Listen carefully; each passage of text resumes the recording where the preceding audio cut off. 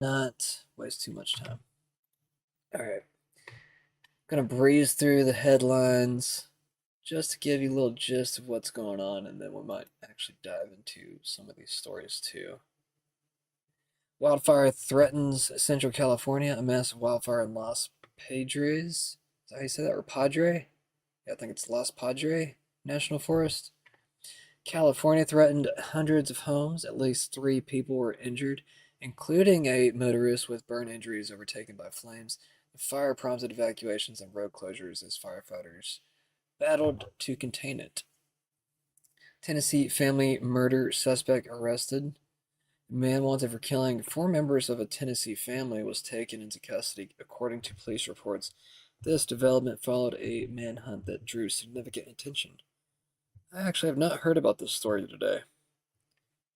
I don't know why I wasn't really getting my normal news notifications, but they do come in handy whenever they work. Federal judge blocks Trump administration's FEMA fund reallocation. Federal judge blocked the Trump administration's attempt to reallocate over $4 billion in intended community protection against natural disasters. The decision was seen as a setback for the administration's financial restructuring plans. This is kind of like the weird place where I'd be okay with the federal judge striking down. Like, let's just say a company were to experience some type of disaster and, they decided to boycott Israel. I mean, they should have the full free market um, ability to do that because that's their First Amendment. Well, I mean, I know a company doesn't get First Amendment rights, but I guess at the same time they do get certain abilities. And companies have to work within a legal framework at the same time. Um, but it's just not. It's not what free market is intended to be. We're supposed to be able to buy from whoever we want to. And see, that's the thing. It's like it doesn't lock you down into certain monopolies. Like, it's good to be able to have competition. So if one company treats you wrong, you can go to a different company and hopefully be treated better, maybe a better price, whatever. And that gives you flexibility. And that allows the people to have control, and to be able to influence the market within legal frameworks. And, I know that line is kind of weird and thin sometimes, but um, yeah, anyways, let's keep moving. Federal judge blocks Trump's. Yeah, we just talked about that. House Oversight Panel issues subpoenas for Epstein files. The House Oversight Committee issued subpoenas for files related to Jeffrey Epstein and depositions with former officials, including Bill Clinton. This move intensified scrutiny of the Trump administration's handling of Epstein-related documents.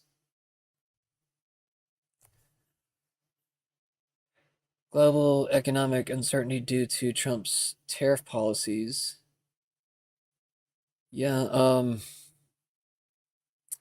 I don't think that the constant fluctuating of tariffs is a good idea. I think that sends market shocks. Where, I mean, in some cases it will send positive market shocks. Um, but I think that, I don't know, we're seeing a lot of stagnation right now. I don't know if I really should blame it on interest rates because there is a little bit of a balancing with some of this, especially if you do have the Federal Reserve as a part of the equation. I know we'd all like to get rid of it, but um, it does seem as if Jerome Powell is holding off for certain reasons. And hopefully it's only going to be for like another month. Because I think it usually does happen in September, or if there is one. Um, I don't know every specific on that, so don't quote me. But I want to say that it normally happens in September. August, or I'm sorry, at the end of July was actually kind of early. So maybe we might see it later on in the year. Um, for whatever reason, Trump won't outright get rid of Jerome Powell, and I'm starting to kind of even wonder if he even has that capability, because I think I don't know. It's kind of strange. It almost makes you kind of wonder. It's like, does he have that ability, or does he just not want to use that ability right now? Because at first, I think I looked it up one day. I think whenever I looked it up, it said along the lines that he may not have that ability. Um, like I think like what is it, like some type of councils or chairs like have to um, nominate.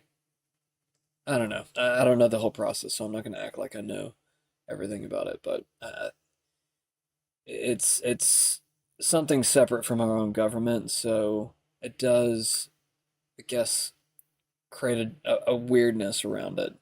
And I'll just leave it at that because I am pretty stupid on the subject, so I'm not going to act like I, know too much. President Trump's new tariff regime includes rates as high as 35% on Canada, 39% on Switzerland, and 20% on Taiwan. Continued to send shockwaves through global markets.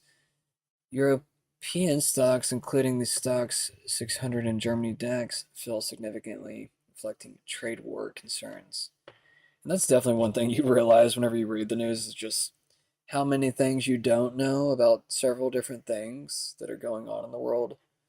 Um, I always thought it was kind of weird, like certain people that you wouldn't expect to know certain things would know certain things. You're just kind of like, how do you even know that? Like, you didn't have the internet back then. How did you get that weird information?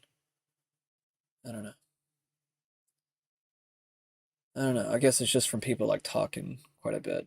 I feel like younger generations also probably don't socialize as much as maybe the older generations just because of the weirdness of society nowadays and also even the pandemic kind of making things weird. Like we'll socialize, but it'll be more like online with people. It'll be less so with like actual real people in person. All right. Criticism of CBS's Gayle King. So this is Trump's activities from today. Trump publicly criticized CBS Morning co-host Gayle King, claiming her career was over due to her perceived lack of talent, declining show ratings. This attack was part of broader discussions about CBS's internal challenges, perceived media biases, fueling debates about King's future at the network. Tariff policy developments. He signed an executive order imposing reciprocal tariffs ranging from 10 to 41% on imports from 69 countries and territories on effective August 7th. Yeah, I want to say seems like that was a few days ago, but I think it's still not effective yet.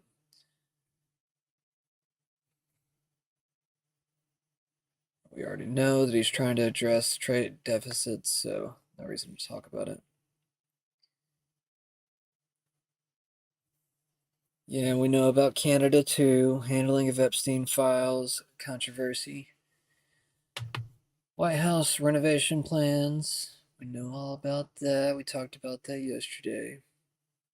All right, let me jump over here. Trump threatens federal takeover of D.C. after Doge's big balls severely beaten trying to save woman from a bunch of thugs. Yeah, apparently big balls. I didn't hear about him trying to save a woman until I read this earlier, but I guess allegedly he was trying to save someone else and he ended up getting beaten up. Hopefully, at least got the chick's number. OpenAI releases open weight reasoning models optimized for running on laptops. I don't know what that is.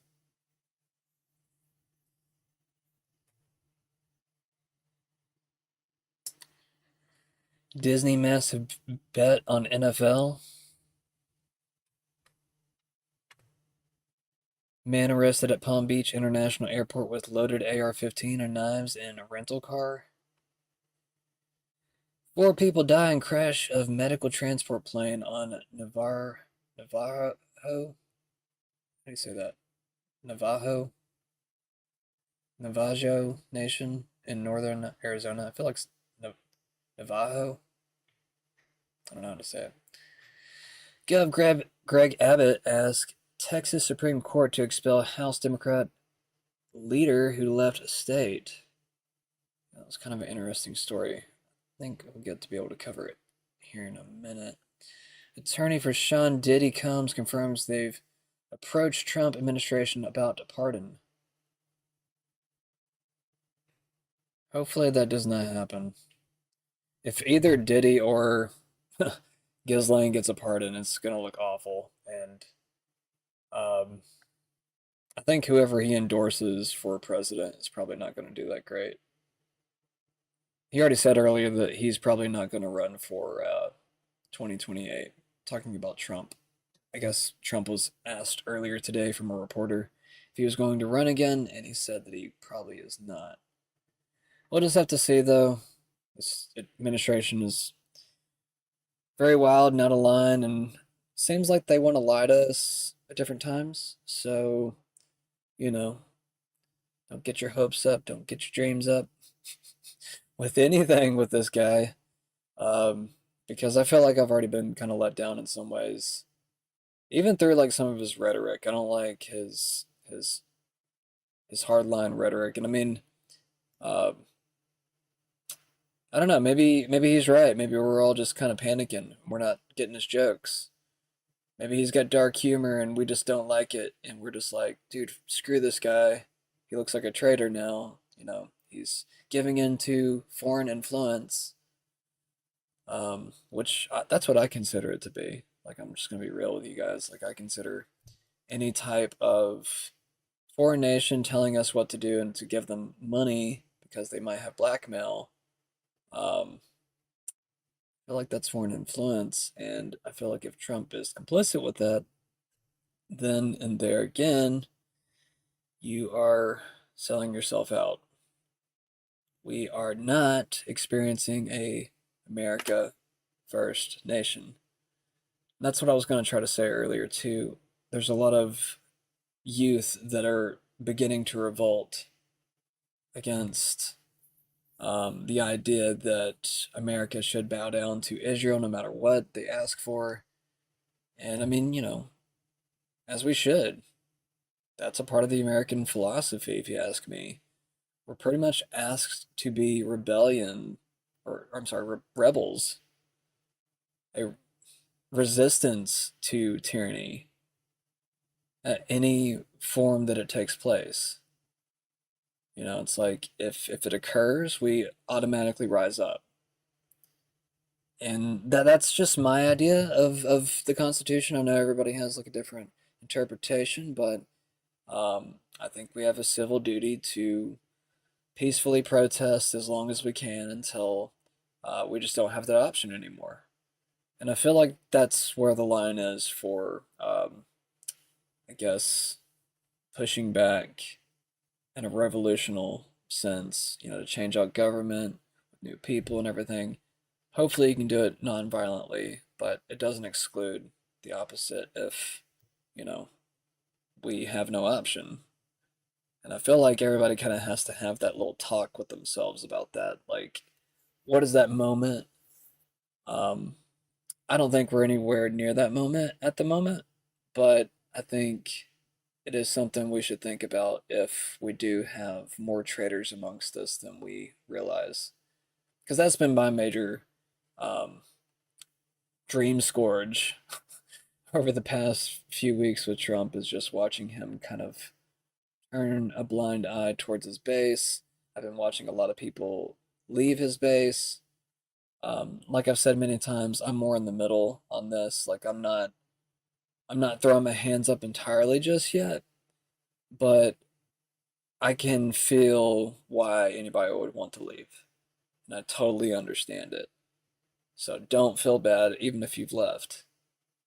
Don't feel bad if you're confused. Don't feel bad if you don't know what the hell's going on. Because I don't either. Like, I read this shit every single day, and I try to form opinions and try to get my opinions from even from uh, people that I consider to be, much better than I. Um, Many different journalists. I mean, sometimes I'll even listen to the mainstream just to make sure, are they on any type of like honest path? But yeah, anyways, I don't want to get too far astray. House committee issues subpoenas for Epstein files, depositions of Clintons and other officials. Titan submersible disaster that killed 5 on way to Titanic ruins was preventable, Coast Guard says. Of course it was. We shouldn't have gone. We shouldn't have gone, for one. They also should have probably sent a drone. I mean, I just don't understand why you would even send people at this point if you have drones that can go that deep. But anyways, FEMA to withhold disaster funding to states, boycotting Israeli companies. Yeah, this happened yesterday. I think I talked about this yesterday. Oh yeah, and I think this just happened recently. Governor Abbott orders arrest of absent Texas House Democrats. And just to finish off here, Trump says he will substantially raise tariffs on India over Russian oil purchases. After he just got done saying that, they have a great relationship, probably the best relationship they've ever had. I can't remember the full timing of this, but I want to say this happened right after weird backhandedness, it kind of feels like, and it kind of feels on part from both nations, to be real. Just going to be honest, it doesn't feel like it's a one-sided backhand. It's more of like, I don't know. We have a very neutral relationship with India because, I mean, we did have a little bit of a tiff back in, I think, what was it, the 70s or something? Where I think Russia actually came to their aid, and we came to the aid of like Pakistan at the time. I looked it up recently, and I think I covered it on the channel. But anyways, let's go ahead and jump over to some of the actual stories. I'm maybe going to cover some videos and stuff from yesterday. This is pretty cool. I think this should be a movie. I don't know how much of this I actually feel like covering on this show, but we will watch a little bit of it. This story isn't really on the internet. Like, we heard references to it, and we tried to find the source material for it, but we couldn't. Like, we literally looked, we couldn't find it. It's a story out of Mexico, and so we finally had our Spanish language researcher track down this library in Mexico that had a copy of this story. There was a very unique recording and transcript, and it's being stored, like, locally at this library in Mexico. And so the way to access this story is you can't just, like, contact the library. You have to write them a letter to get access to this story. To hear a story? To just read the transcript. To read a transcript. In the story. It's the story without the transcript, not really a good story. You need the transcript, you'll see. So we followed their steps. We contact the library and we get access to the story, and they're like very weary of what we're gonna do with it, but they're like, okay. So in June of 1976, there's this 23-year-old kid named Rafael Perez, and he's training to be a pilot. And he flies his training missions, if you will. He's a civilian. So he flies his training flights out of this airport in Chimalacán, Mexico. It's about 3 hours inland from Acapulco. And this kid, he's flown many times, but always with another pilot. So he's learning how to fly a small plane, like a Cessna. And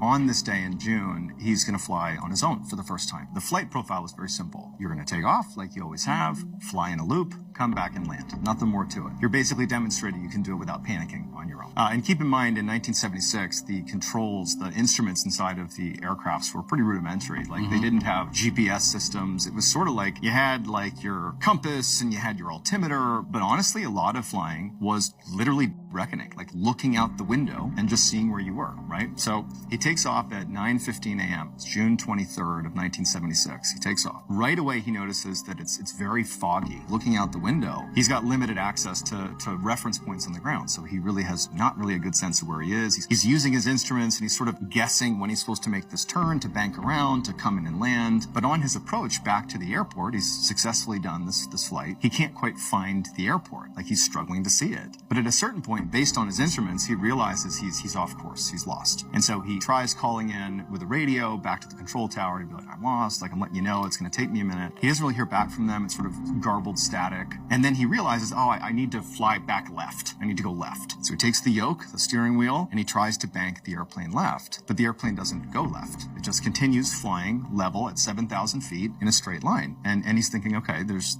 clearly some sort of issue here. It's okay. He's not panicking. He hops on the radio and he says, hey, I'm having some issues. I can't go left. He tried going right. Nothing's affecting the plane. It's flying straight at 7,000 feet. He hops on the radio. He starts talking like, what do I do here? I can't do anything to my plane. And as he's trying to get a hold of anybody who's not getting back in touch with him, but we have his voice being recorded into this radio, the plane actually begins to climb. And he's not pulling back on the yoke. He's not making the plane climb. The plane is climbing on its own. And so it begins to climb. And the way the fog and mist is there was like this big, like huge cloud that he was basically flying into. So he's ascending up to like 8, 9, 10,000 feet. He can't go left, can't go right. He's just going straight up into this cloud. And so he can't see anything. He's like in a void. He's totally panicked now. He can't get a hold of anybody on the radio. About the time he's totally obscured in the clouds, he feels this overwhelming tiredness come over him and he passes out in the cockpit. He wakes up in the cockpit, has no idea how long he's been asleep for. Could have been a second, could have been days, but he's immediately shocked that, holy cow, I did not crash the plane. I know I just fell asleep in the plane, but a couple things immediately become clear to him. First of all, his plane's still flying. He's still in the air. He's still coasting along, but he's back down to 7,000 feet. He was climbing before, now he's back down to 7,000 feet. He also looks out the window and there's no more mist or fog or anything like that. It's actually just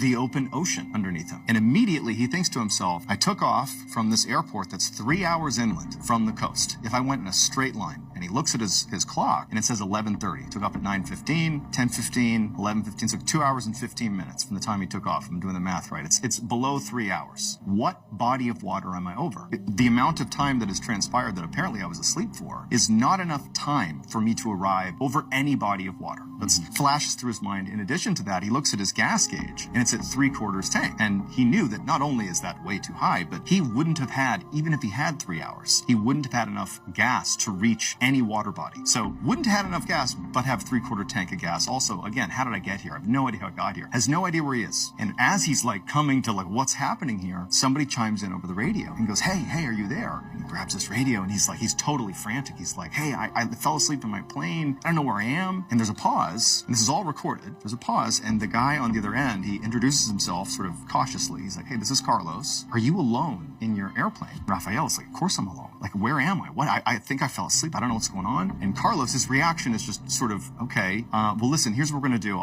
You're just off the coast of Acapulco. And for the last hour, you've been flying out over the water. You just kind of showed up, right? And by the way, going back to the timeline, he arrived off the coast of Acapulco now an hour earlier. That was 10:30 in the morning. Took off at 9:15. Takes 3 hours to get there. He apparently did it in about an hour and 15 minutes. So he's circling over the water. And Carlos is like, hey, just come into the airport where I am. I'm going to get you in there. You're going to land and we'll talk to you then. And so Raphael is just happy to be alive at this point. He comes in, he lands at the airport in Acapulco. And as soon as he gets off, there's these people in suits that are there to meet him. And they immediately take him, they detain him, put him in like a black car. He's asking what's going on. Nobody knows, or they don't tell him. And they drive him to a hospital. And he's the whole time saying, I'm so sorry about the craft. Please tell like where I flew out of that I'm sorry about the craft. I hope it's not damaged. They bring him to the hospital. They drug test him right away. He's not on drugs. He's sober. And they also have a psychologist come in and they give him a profile, make sure he's sane. And she determines that he is. And so the whole time, Raphael has no idea what's happening. He doesn't know what they're doing. He doesn't understand any of this. And so finally they say, okay, we're going to tell you what happened. So when you showed up off the coast of Acapulco at about 10:30 in the morning, which no one understands how you got there. It's not possible. You showed up on the radar screen of who you were talking to, Carlos, the air traffic control guy. And he talked to you for an hour while you were out over the water. That whole time you were circling, you were talking to him and it was recorded. And I'm going to read to you the first thing that Raphael said to Carlos. And you're going to see in a minute why Carlos's first question when Raphael came to was, is there somebody else in the plane? He said in a very deep, almost robotic voice, when Carlos saw this blip on his radar at 10:30, he said, hey, who is this? You're flying over Acapulco's coast. What's going on here? The voice came back and said, the pilot is speaking, but not of his own free will. We are using him as a microphone. Your equipment is too primitive. It is not important who we are or where we come from, only that we are inhabitants of the same universe. For the next 30 to 45 minutes, the voice being projected through Raphael talked about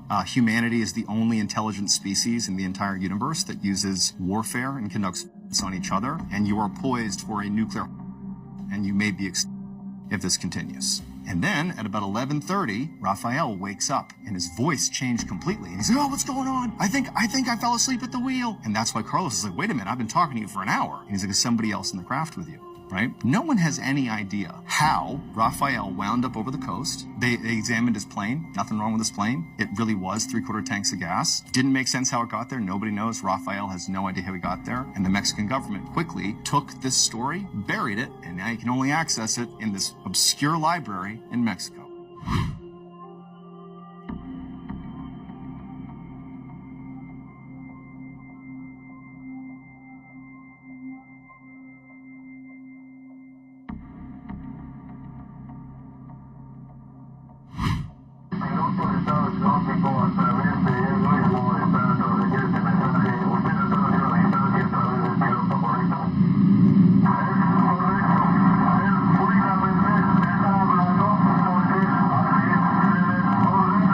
This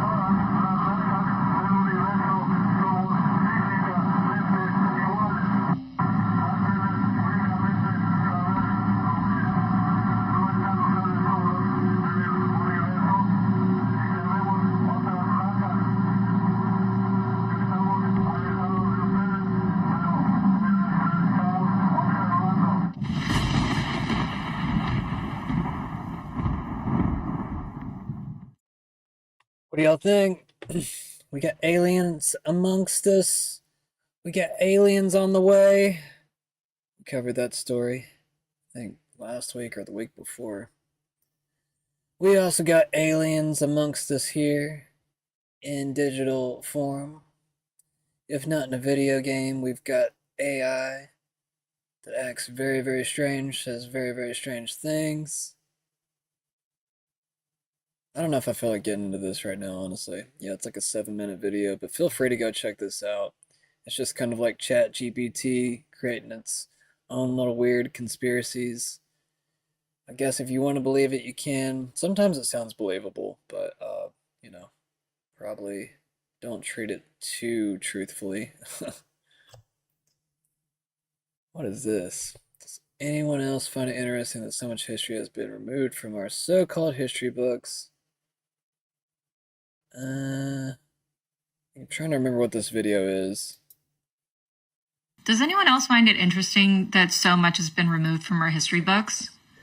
Like if you go and actually get the physical textbook from before 1910, if you go and get a history book before 1910, it actually says that there was an advanced civilization here in the United States before the Native Americans.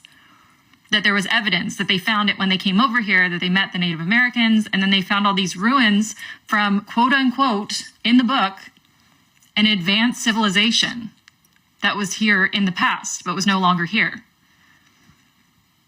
Yet my entire life growing up, I was never taught that. None of us were ever taught that. In fact, we're taught the opposite, and we're told not to ask about that. Why did they take it out of the books? What if it was Tartaria? I can't be the only one that's curious about this stuff.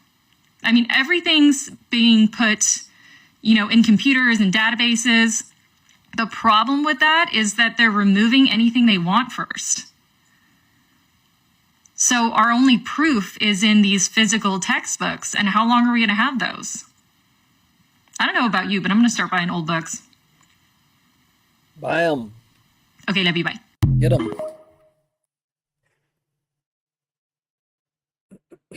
Dan Bongino says it's sad that we have to constantly go through this exercise with media figures obsessed with false narratives.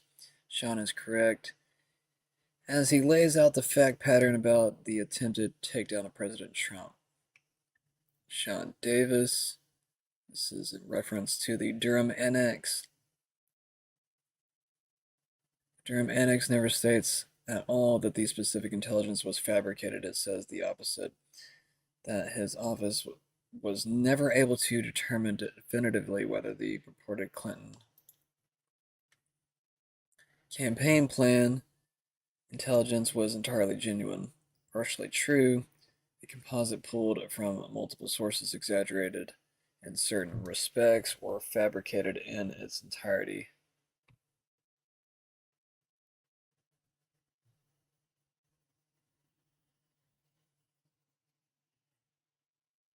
At the time the intel, which Ben Smith says was fake, was received, John Brennan took it so seriously he briefed Obama about it, took notes about it, and stashed the notes away in his safe. I don't know if I feel like getting into this right now.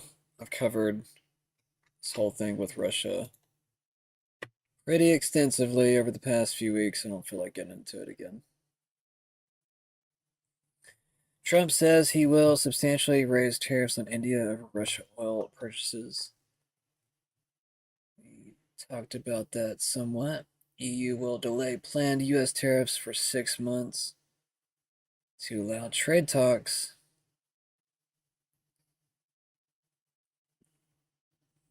Okay, so this is the old article. I want the new article of this because I want to see what happened to these fleeing Texas lawmakers. Trump's deadline for the Kremlin looms, but Putin shows no sign of making concessions. Yeah, I don't think the threats are a great idea with Russia. I think you need to have a new approach, Mr. Trump. U.S. tariffs put 30,000 South African jobs at risk, officials say. Yeah, well, we shouldn't be funding the economy of another country. Democratic governors may offer a path forward for a party out of power in Washington. This was a more left-leaning post yesterday, which I guess it still kind of is, but it's more of a center post now.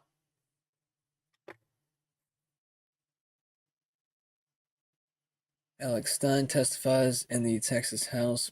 We should have trans in the military. Oh yeah, this is pretty funny. I meant to cover this yesterday, but I think I just filled up my other video with too much stuff. Let's see. Abbott seeks removal of fleeing Texas lawmakers. Texas Governor Greg Abbott filed a petition with the Texas Supreme Court to remove Democratic lawmakers who left the state to block a vote on a Republican proposed congressional redistricting map. The map seeks to add 5 Republican seats ahead of the 2026 midterms by targeting Democratic areas in cities like Austin, Dallas, and Houston. Abbott has ordered state troopers to arrest the lawmakers upon their return and threatened fines, expulsion for dereliction of duty. Barack Obama, of all people. We can't lose focus on what matters right now. Republicans in Texas are trying to gerrymander district lines to unfairly win 5 seats in next year's midterm elections. This is a power grab that undermines our democracy. Yeah, this is kind of crazy. Someone that's being accused of treason is putting out calls for action. Huh. Today, I took an emergency action to begin the removal from office of derelict Democrat Texas House members who refused to show up for the special session. Let's see who it says. Are these the people right here?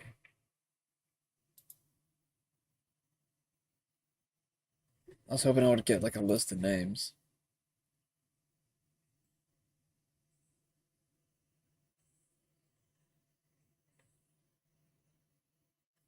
Gavin Newsom says, oh cool, I can do that too.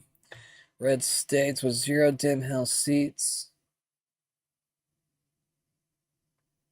Red states with just 1 dim house seat. Should I keep going?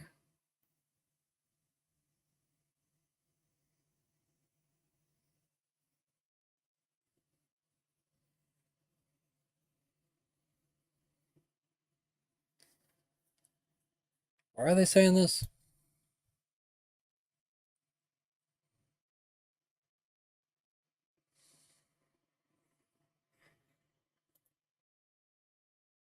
Oh dang, I didn't mean to do that.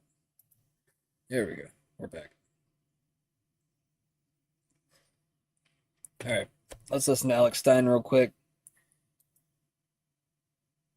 Oh wait, no, this is not what I think it is. Never mind. Welcome. Introduce yourself. Go ahead. My name's Alex Stein. Oh yeah, it is. Never mind. The sexiest men in conservative politics. And one thing I want to say, a lot of people are going to hear my testimony and you're going to say you're anti-LGBTQ. I want to say that's impossible because I'm a Dallas Cowboys fan. So obviously I have a lot of gay pride. But, you know, a lot of conservatives like yourself, you want to outlaw transgenders in women's sports. I disagree. I like transgenders in women's sports because you can gamble on them and win money. And I won so much money on Leah Thomas's propeller in that pool. I almost turned draft kings into draft queens. And, you know, I actually like transgenders in the military, too, because, first of all, transgenders are some of the meanest people on planet Earth, so they make a good soldier, don't you think? And then, you know, second of all, transgenders love to do mass shootings. So, you know, that's perfect for a military veteran. And then on top of that, the suicide rate is incredibly high among transgender people. So we could just use them like the Taliban has suicide bombers. Maybe you guys can actually, you know, if you commit suicide, actually help us in the battlefield. So that would be good. So I think we need transgenders in the military and women's sports. Now, when we come to the bathroom bill, though, this is an asymmetrical problem because, first of all, no dude cares if, like, a bisexual woman comes in there and tries to use, like, a pee funnel. You know, if some lady boy comes in there, some, you know, stud comes in there, wants to pee in the urinal. No guy's going to be threatened by, you know, a trans woman. But we don't want these gargoyles in a dress, you know, some chick with a dick coming in there and trying to pee or poop next to my girlfriend because that's disgusting. And, well, I was going to say something. Listen, I have my First Amendment right. Let me just speak. So, we're sick of these transgenders trying to invade women's personal spaces. These people have autogynephilia, they're sexual perverts, and they actually get satisfaction from going there and looking under a stall. So these are mentally ill people that are on hormones, that are on all kinds of pills, they're impulsive, and they do not belong in a women's restroom. So if some of you lesbians want to come in and pee next to me, you're more than welcome. So we just don't let the chicks with dicks in the women's room, and you guys are all welcome in the men's room. I think that works. Thank you very much. There was actually quite a bit there that I'd not seen yet. I think, I don't know, they're like different segments of this video, because like, I feel like this is not even the scene that I saw. Well, that's good. I'm glad that I saw a different segment. Yeah, go check out, I guess, hopefully there's more videos of that. But anyways, I meant to cover it yesterday. Just never got around to it. Has the DOJ or DHS debriefed your investigative reporter yet? Asked Steve Bannon on if the DOJ has reached out to me about our video showing the Vera Institute of Justice Director of Advocacy revealing they use notification systems to tip off people about ICE activity.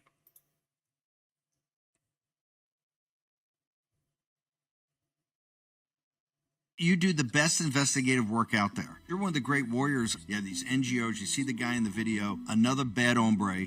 That guy in that video should be arrested this afternoon, and they're kind of laughing at you. They're laughing in your face. Have they debriefed, as either DOJ or DHS, debriefed your investigative reporter yet? It's rare that we get a statement from the White House, Department of Justice, and DHS, but they said, quote, "We are going to take action." You are basically telling the Justice Department and DHS, we're not going to have mass deportations until this problem's taken care of. You're in D.C. You should be over there being interviewed by these people right now. So certainly that's the issue. I don't have the power to arrest anybody. I will make sure as soon as I'm off the show, the people, the contacts I have, you've got to be talked to, interviewed. The audience is already all over this. You do the best investigative work out there. You're one of the great warriors. Yeah, these NGOs, you see the guy in the video. I didn't see this video earlier, but this looks like it is Abbott talking about gerrymandering. For example, I think Donald Trump won in all 5 of these seats that we will be making Republican seats.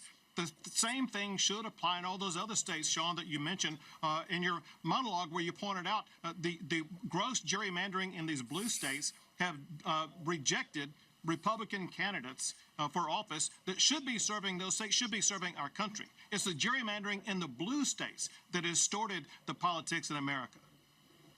All right, Governor, good for you. Good for you, Governor. Yeah, I think this is crazy how they draw these maps. I mean, like, it just looks like cheating, if you were to ask me.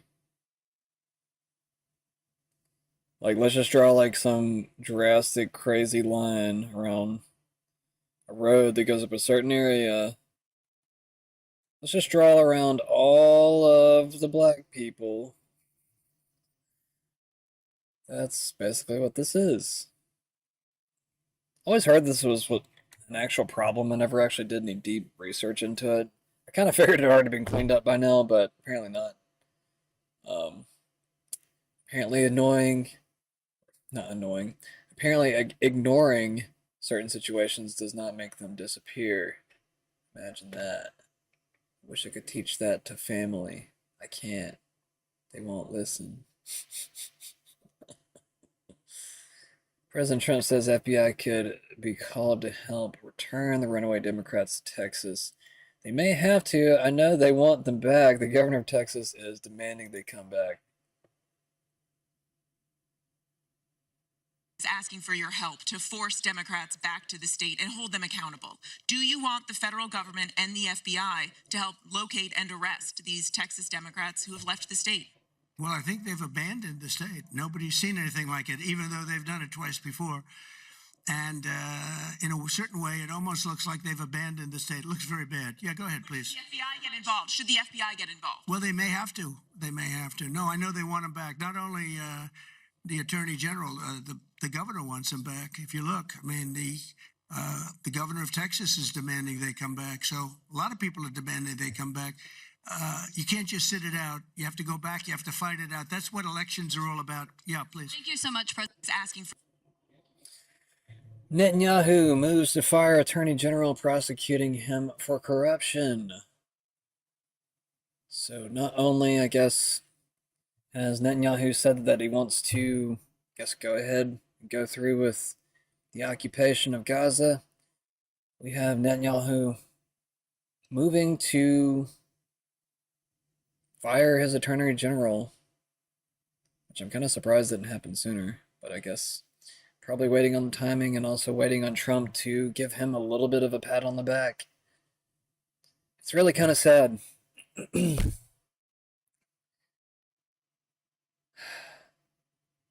mean, what do you do? What do you do in this type of situation? How do you even fight back at this point?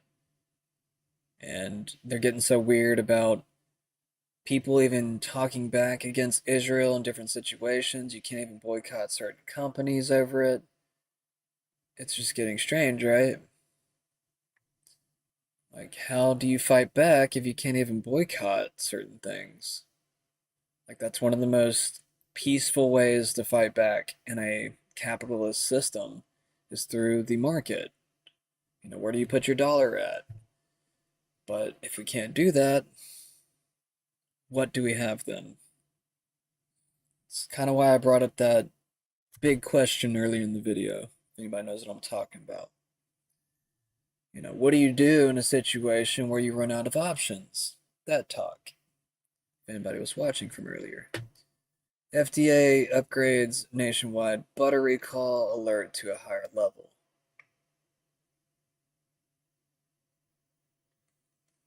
State Department may require visa applicants to post bond up to $15,000 to enter the U.S. It's pretty high, but I don't know, maybe immigrants have a lot more money than they used to. It kind of seems like it. Kind of seems like there's a lot of money being sent throughout the world. Can't believe it even happened, but we just witnessed it. Former Shin Bet Mossad heads urge Trump to compel Netanyahu to end Gaza war.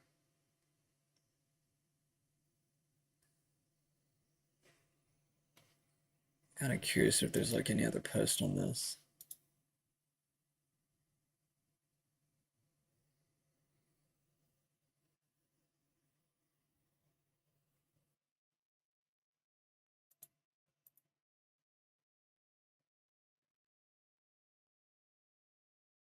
Trump endorses Vance for 2028 leadership, according to this Grok headline.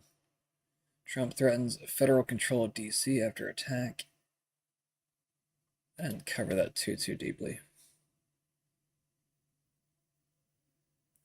So Trump says crime in Washington, D.C. is totally out of control. Local youths and gang members, some only 14, 15, and 16 years old, are randomly attacking, mugging, maiming, and shooting innocent citizens at the same time knowing they will be almost immediately released. They are not afraid of law enforcement because they know nothing ever happens to them. But it's going to happen now. The law in D.C. must be changed to prosecute these minors as adults and lock them up for a long time. Starting at age 14, the most recent victim has beaten mercilessly by local thugs. Washington, D.C. must be safe, clean, and beautiful for all Americans, and importantly, for the world to see. If D.C. doesn't get its act together and quickly, we will have no choice but to take federal control of the city and run the city how it should be run, and put criminals on notice that they're not going to get away with it anymore. Perhaps it should have been done a long time ago. Then this incredible young man and so many others would have not had to go through the horrors of violent crime. If this continues, I am going to exert my powers and federalize the city, make America great again. So it's another threat. He didn't actually do it yet, but he does have it on the table.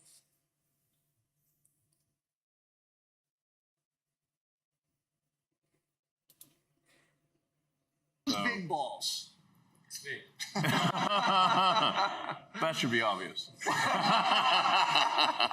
Why do they call you Big Balls? I just said it as my LinkedIn username. Okay. Well, people on LinkedIn take themselves like super seriously, and they're pretty adverse to risk. And I was like, well, I want to be neither of those things. So I said it, and honestly, I didn't even think anyone would notice. Yeah. So what do you LinkedIn do? is so cringe. What does Big Balls do? Right now, I'm working on some payment computer stuff. So one of our initiatives is to root out fraud and waste. And to do that, we started looking at the payment computers. And as mentioned earlier, like there is no accounting of what payments actually go to in the payment computer. So like you look at a specific line item, like $20 million. You're like, okay, well, what is this money going to? And for the majority of payment systems, it's like, well, we don't really know. And yeah, like what? That would be the response. Is this the most basic responses? Yeah.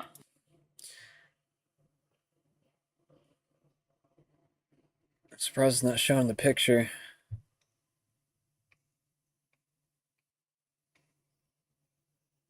I guess people aren't posting the picture of him getting beaten up, which I'm fine with. I showed it earlier. Sean Diddy Combs is denied release on bond to wait sentencing.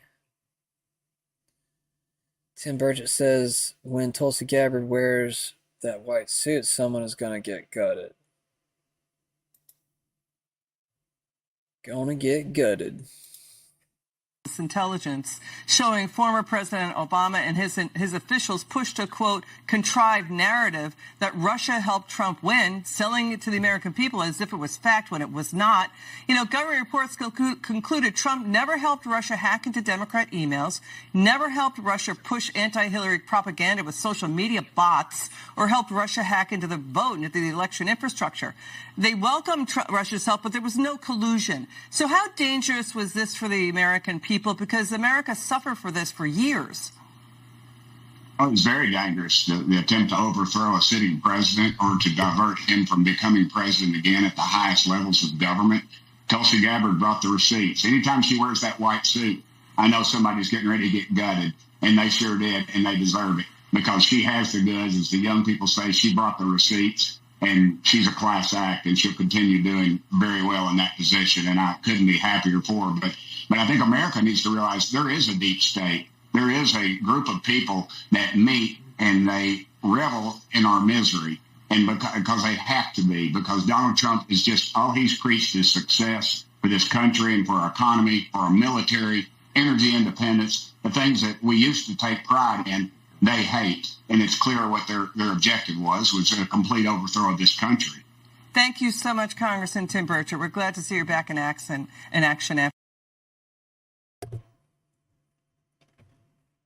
Yeah, Tim Burchett got, I guess, time kicked from a horse or maybe a donkey or something.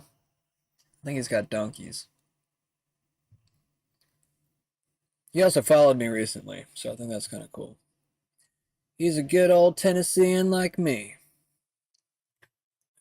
Trump endorses Vance for 2028 leadership. President Donald Trump endorsed Vice President J.D. Vance as the frontrunner to lead the MAGA movement in the 2028 presidential race. During an interview, Trump praised Vance's performance, suggested a potential alliance with Secretary of State Marco Rubio for a ticket. What? That feels like, I don't know, that feels like some neocon BS.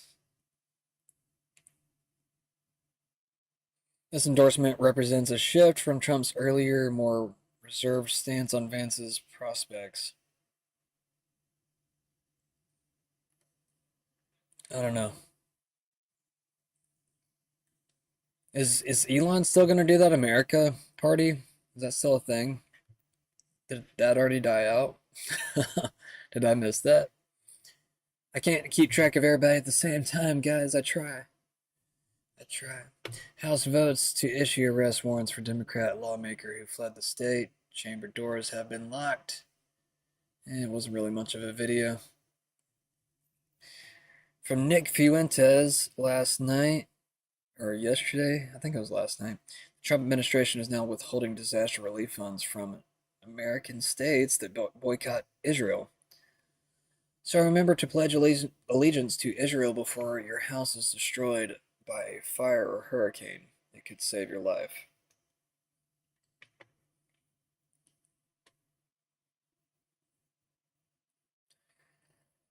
Trump floats J.D. Marco Rubio. We're already talking about 2028, y'all. We can't even get through 2025 and get the things we want. We're already talking about 2028. It's constant misdirection or redirection, in my opinion. Keep your eye off the ball. We're going to distract you with something shiny over here. Keep the shock value pretty high every day so that you're not paying attention to what you want. Pam Bondi has officially signed an order that directs unnamed prosecutor to take evidence to a grand jury over Russiagate. Well, Will, good to be with you. This is coming out of the Justice Department. Fox News can confirm. Yeah, I covered this yesterday. I'm not going to cover this again. How far did I go down on my list? Did I go too far? Did I go down too far on my list? Might have went down too far on my list. Yeah, I went down too far on my list, damn it. This is AI, y'all. Turning pictures into moving. It's like some Harry Potter shit.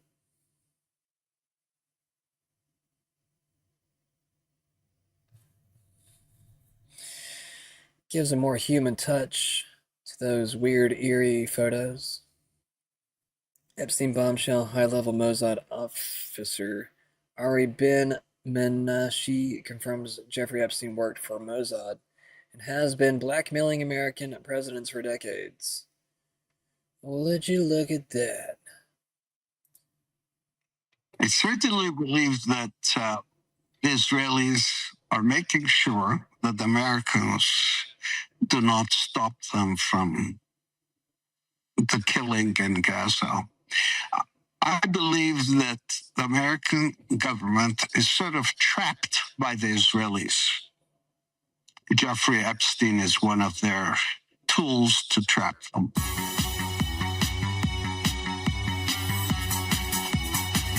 Here is senior Mossad agent that American politicians are trapped by Israel through Epstein blackmail, which is well known. Ari Ben Menashe also states that Ehud Barak and Bill Clinton almost reached a two-state solution, but were blackmailed by Mossad through Epstein, which is true. This has come up for decades. So this is something real. This is real criticism from a high-level Mossad officer that thinks this is wrong. Here it is. Last week, Epstein's lawyer, Alan Dershowitz, came on this show, the emeritus professor of law at Harvard, and said, no, Trump's behavior as regards Gaza, as regards bombing Iran, as regards bombing Yemen, all his behavior can't be explained by any blackmail tapes of Trump. Do you believe in any way that the genocide in Gaza is being prolonged by the late Jeffrey Epstein? I certainly believe that the Israelis are making sure that the Americans do not stop them from the killing in Gaza. I believe that the American government is sort of trapped by the Israelis. Jeffrey Epstein is one of their tools to trap them. And what do you think of Dershowitz's denial? Hold on a second. I want to give you an example. Bill Clinton, President Bill Clinton, Ehud Barak met Arafat in the 90s, and there was no deal. The reason was Epstein. They were being blackmailed by Epstein. Ehud Barak was also a friend of Epstein, the prime minister of Israel at the time. But he was being blackmailed by the Israeli right wing as well. And they stopped an agreement with Arafat. They were about to reach an agreement there for a two-state solution. But that was stopped because of Epstein. They were both being blackmailed by Epstein. Ehud Barak has been on. Ehud Barak has been on this show. He walked off this show. People can look it up. And that was not because I asked him about any blackmail alleged evidence against him. Ladies and gentlemen, I'm cutting this on the afternoon of July 30th, 2025. You have 7 days from this date to buy one bottle of any of our amazing supplements, the Ultramethylene Blue, the Irish Sea Moss, the Shilajit, the list goes on and on, Ultimate Life. Get out of here, Alex. Shut up. All right. Subpoenas are officially out. William Barr, August 18th. Jeff Sessions, August 28th. Robert Mueller, September 2nd. Loretta Lynch, September 9th. Eric Holder, September 30th. Merrick Garland, October 2nd. James Comey, October 7th. Hillary Clinton, October 9th. Bill Clinton, October 14th. So, looks like we have a very interesting fall season to look forward to. What they did to this country in 2016, starting in 2016, but going up all the way going up to 2020 in the election. They tried to rig the election, and they got caught. and there should be very severe consequences for that. You know, when we caught Hillary Clinton, I said, you know what? Let's not go too far here. It's the ex-wife of a president, and I thought it was sort of terrible. And I let her off the hook, and I'm very happy I did. But it's time to start, after what they did to me, and whether it's right or wrong, it's time to go after people. Obama's been caught directly. So people say, oh, you know, a group. It's not a group. It's Obama. His orders are on the paper. The papers are signed. The papers came right out of their office. They sent everything to be highly classified. Well, the highly classified's been released. And what they did in 2016 and in 2020 is very criminal. It's criminal at the highest level. So that's really the things you should be talking about. But he also got it from crooked Hillary Clinton. Crooked is a $3 bill. Hillary Clinton and her group, the Democrats, spent $12 million to Christopher Steele to write up a report that was a total fake report. Took 2 years to figure that out, but it came out that it was a total fake report. It was made up fiction, and they used that. Now, the one thing they weren't able to do was to, and probably the only thing I respect about the press in years is the press refused to write it before the election. They refused to put it in. The Steele report was a disaster. All lies, all fabrication, all admitted, and admitted fraud. She paid $12 million, and the Democrats, for that report to a wise guy named Christopher Steele. He wrote a phony report, and they wanted to get that report in before the election. And I'll tell you what, I talk about all the time, the fake news, how bad it is. But in this case, they wouldn't do it. Do you guys know about the Schofield Bible? What they did. Oh boy, here's a rabbit hole for you. Here's a rabbit hole for all of us. In the early 1900s, right around when the Federal Reserve was founded and the Balfour Declaration happened, right at that exact same time, the Rothschild family hired this dude, this pastor in the Deep South. He made a new version of the Bible called the Schofield Bible. He wrote this new Bible that has all these new interpretations of the text. So they didn't change. With Jewish influence. Yes, literally. That's where Judeo-Christianity kind of came from. And the idea that Israel is this modern Israel thing is the Israel of the Bible. It came from that Bible. And the Schofield Bible was funded by the Rothschild family. And then it was pushed because they owned the publisher that publishes like all the books. I think it was Oxford Press. And so they had the deals that they could make to get that Bible into all the mega churches across whole denominations of Christianity. And so that was when Christianity got kind of Jewified. Do you guys know about the Schofield Bible? Oh boy, here's a rabbit hole for you. Here's a rabbit hole for all of us. I was actually reading this while that video was playing.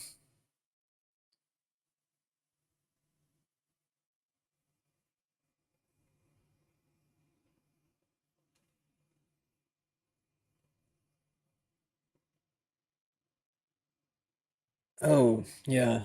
I should probably cover this too before. Man, there's so much stuff I want to cover. So much stuff that I didn't get to cover today. We're just going to end it on this video right here. I don't know if I want to play the whole video, but we are going to play a good chunk of it. This looks kind of interesting too. This is from Project Veritas, which I think O'Keefe is in charge of again. I'm not too sure of. He kind of made a weird hint that he might be a few months ago, so I'm not too sure. But what's kind of funny about this video right here is that Community Notes is saying that Patricia Lillis is not a reliable source, saying that she falsely reported men for harassment, faked a son with edited photos, got booked by the police and the U.S. for false reporting. She sounds like a CIA agent. She's kind of pretty, too. She's perfect. She's pretty, she lies, she fits every criteria that we need. Alright, anyways.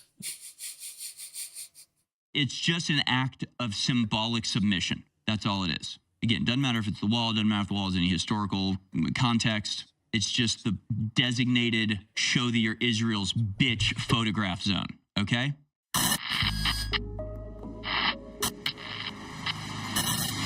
Mike Johnson Speaker of the House, ended the session early, went to early recess, so they didn't have to vote on the Epstein files. And then he and a whole bunch of other Republicans immediately hopped on planes and flew to Israel.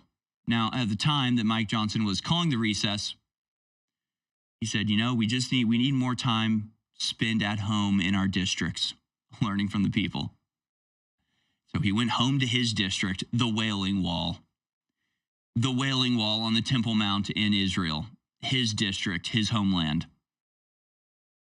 And at a time when Israel is causing so many problems in America, it's causing such a divide amongst the American people, but in particular, he visited a settlement in occupied West Bank as well. Okay, the illegal terrorist camps that are burning churches that are 2,000 years old. The West Bank settlements, the ones declared terrorists in official documents. He's visiting them and praying at the Wailing Wall. I think we need to... there's a couple aspects of this. For one thing, it doesn't matter if the Wailing Wall has any historical significance at all. That's not what this is about. And Mike Johnson, or President Trump, or J.D. Vance, or literally everybody in the U.S. government goes to pray at the Wailing Wall. It's purely symbolic. It does not matter that it's the wall. Okay? It could be a pair of shoes. It could have been it doesn't matter. It's just an act of symbolic submission. That's all it is. Again, doesn't matter if it's the wall, doesn't matter if the wall has any historical context. And I can't remember if this video has explanation in it or not. Show that you're Israel's bitch photograph zone, okay? But if you want to get into the esoteric aspect of it, what it is forcing American politicians to go commit an act of blasphemy against Jesus Christ.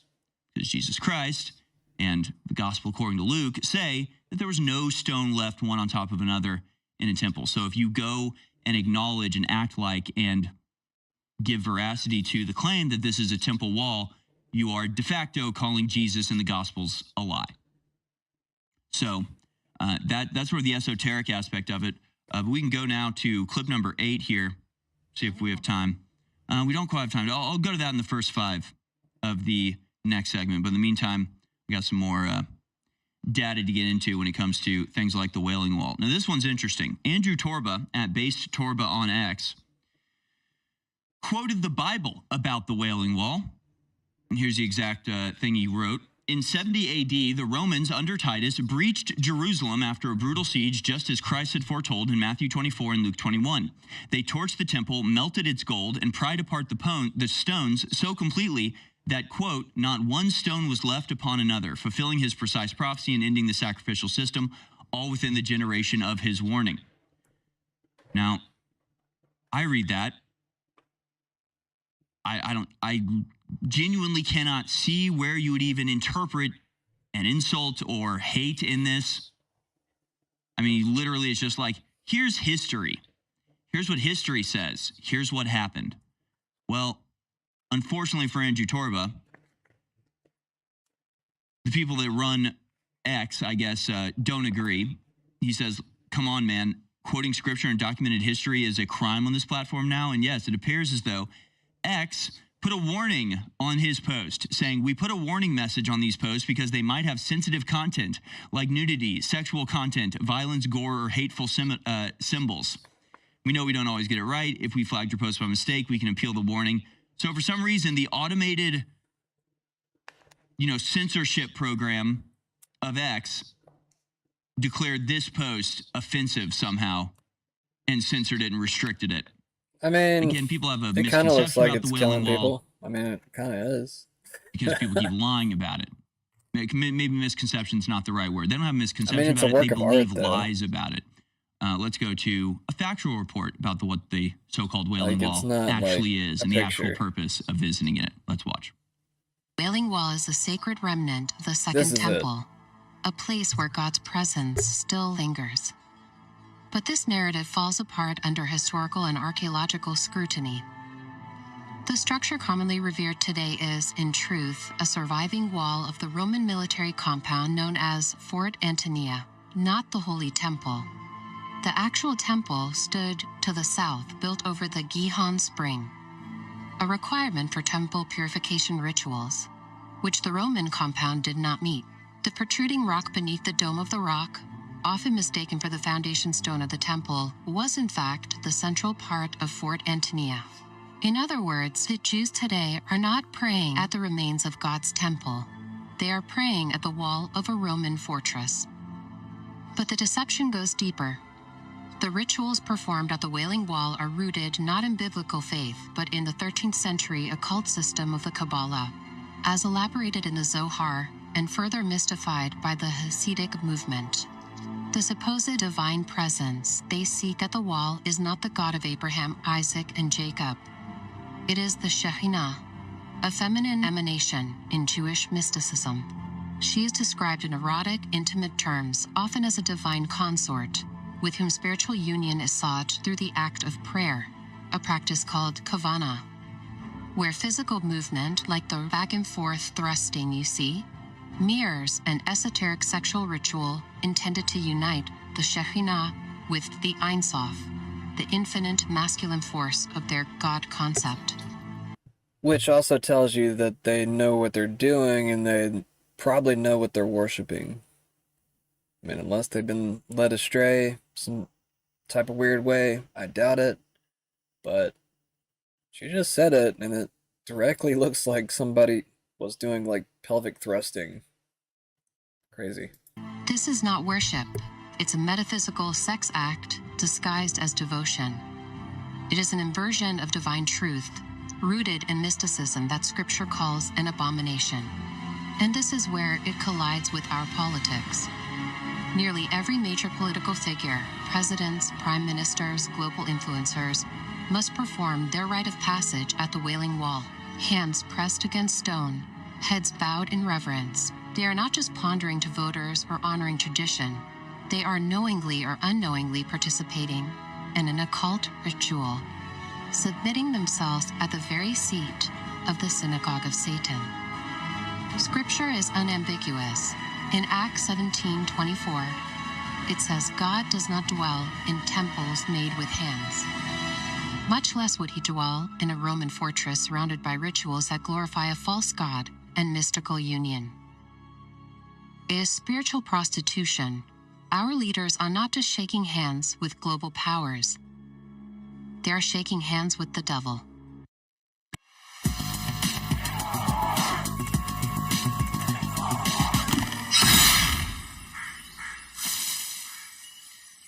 What do you know of the living lands? The rumors and tales are so vexing, they cannot be true, and yet they are. Those untamed wilds, overgrown with the most curious wonders and the most dreadful abominations. There beats a dark pulse within the heart of that soil. Something vile stirs beneath the earth, seething with rot and decay. A corruption growing beyond everything it touches.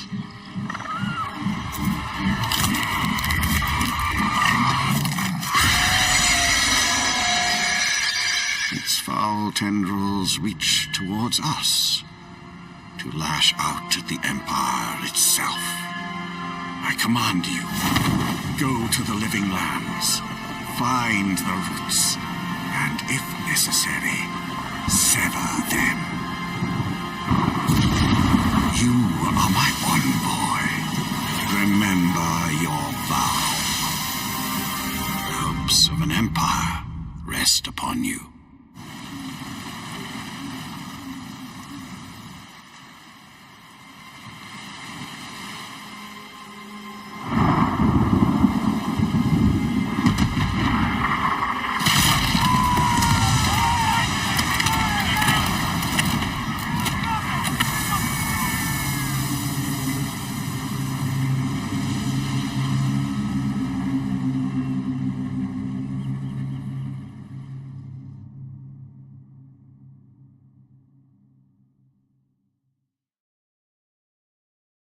Well, I'm glad I got it to play. It's good, right? I actually didn't expect it to play tonight. I was thinking I was about to get off. And here we are. So, pleasant surprise.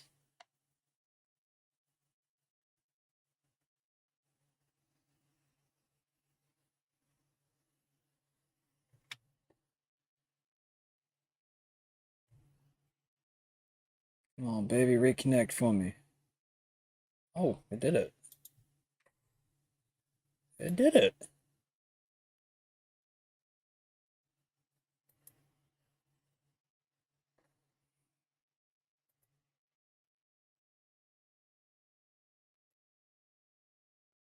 Oh, cool. Okay, we're reconnected now. Good. I didn't think it was going to.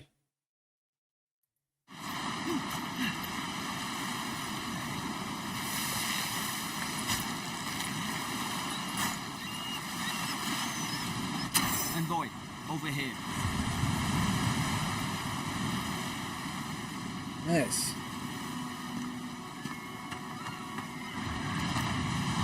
You're alive. Thank the gods I pulled you out the wreck when I did. I wasn't about to let the Emperor's envoy die on my watch. At least the journey's not completely lost. I heard the cannons. I couldn't... We... The name's Garrick, ma'am. Quarter gunner, 3rd Adheran Fleet.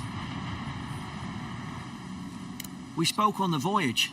Never thought we'd end up like this. I've been here before. We've got an outpost on this island, but... I saw flashes, envoy. It weren't the storm that wrecked our ship. It was cannon fire, and it could only have come from that fort up the hill. It makes no sense. No one fires on their own countrymen, unless... That's what I'm afraid of too. In the meantime, you survived. That means we're not scuppered yet. As long as you're here, the Emperor's mission can still go ahead. Then I know the place to start. Adir's got an embassy in the port of Paradis. Once we make it there, we can regroup, figure out what to do next. I hate to say it, but the fort's probably our only chance of escape. We need supplies, and if our troops have been captured, they'll need our help.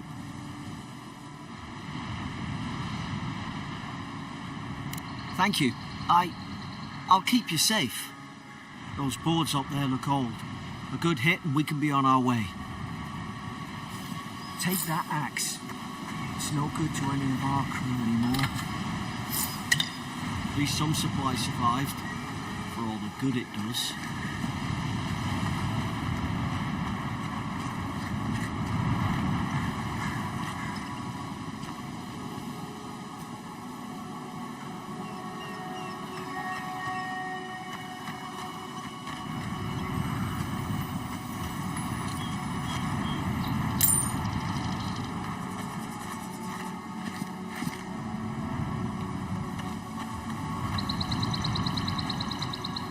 Pull it out.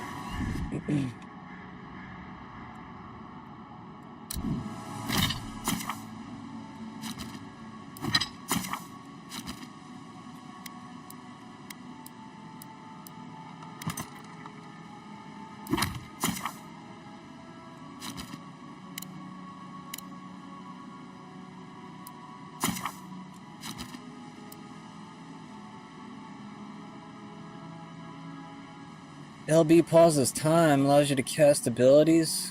Cool, cool.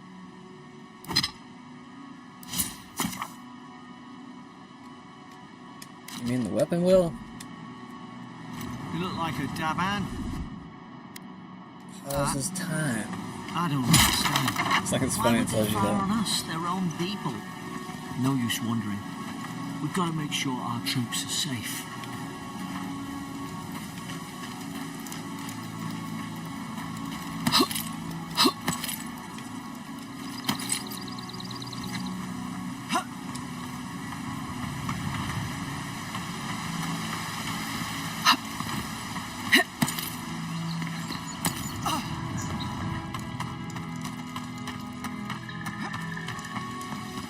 Why's my health so low?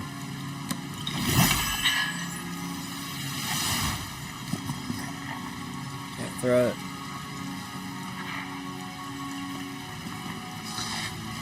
Arabs shouldn't be here. Why are the troops been doing patrols?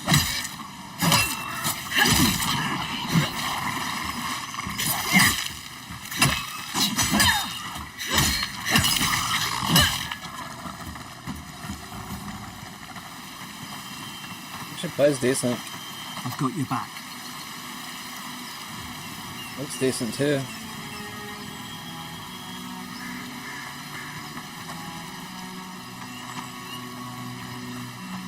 Feels like the way that Oblivion should have played on here.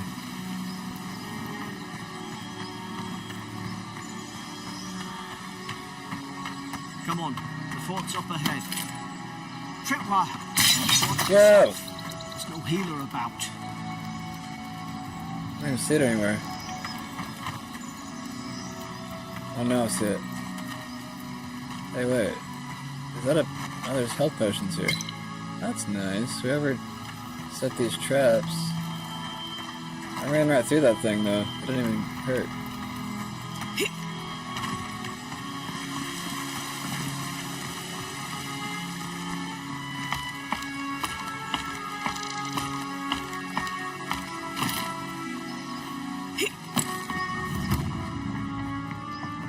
It even sounds like Skyrim.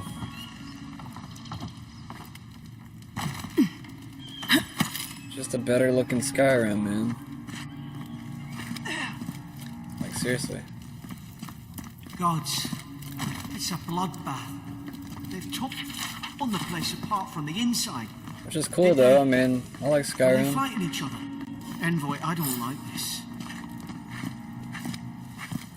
I don't really understand the Skyrim story either, so it makes me kind of enjoy this. Actually, I think I understand this story better than I do Skyrim. This story is like so simplistic so far. Can't pick up and read all the books though? That's not like Skyrim. Skyrim, I could like pick up any book.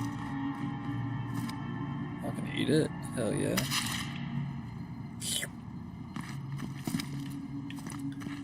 Had me some stew. I remember some of the soldiers praying around that Adra pillar. Hope it helped their souls find the beyond. With your eyes of How's that? Oh. Is it you? I thought it was from the mushrooms.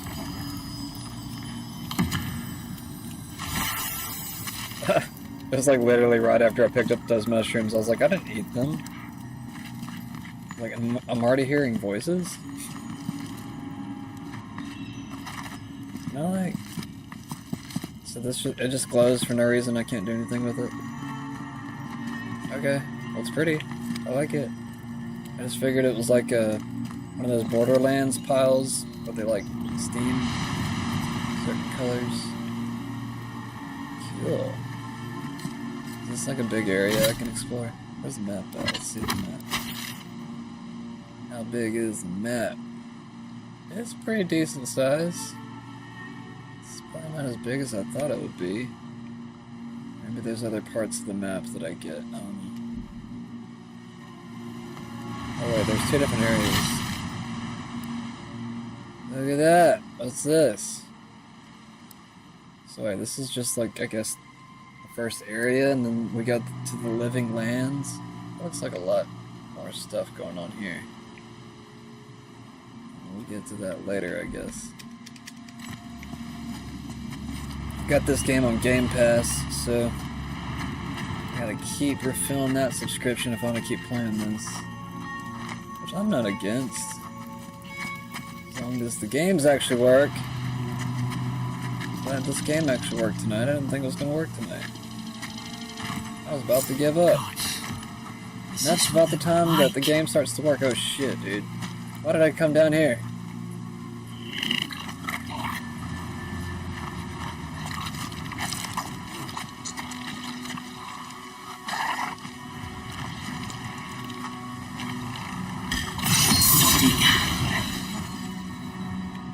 It's put its guard up.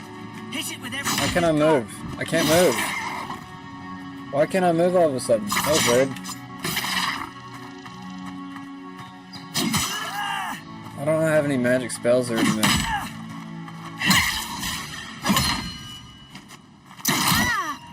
Really? That hurt.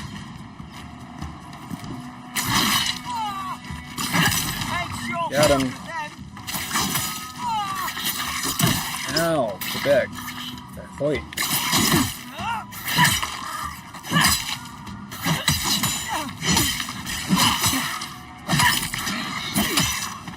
Hold on a second. Make sure I don't have any extra windows open up.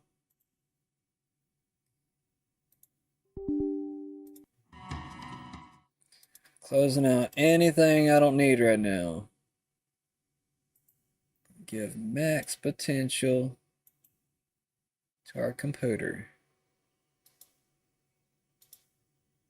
Alright.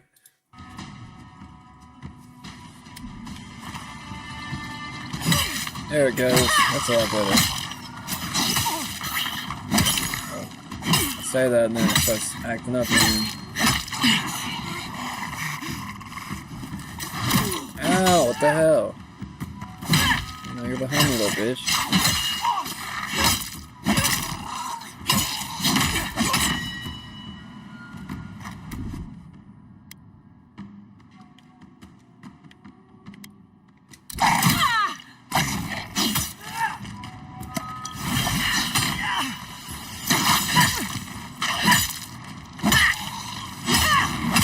I thought I had your back. Guess you've got mine.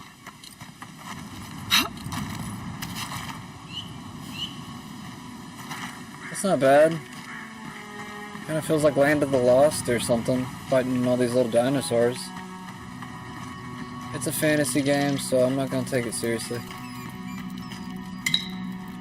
Got little dinosaurs, that's cool. Whatever, man.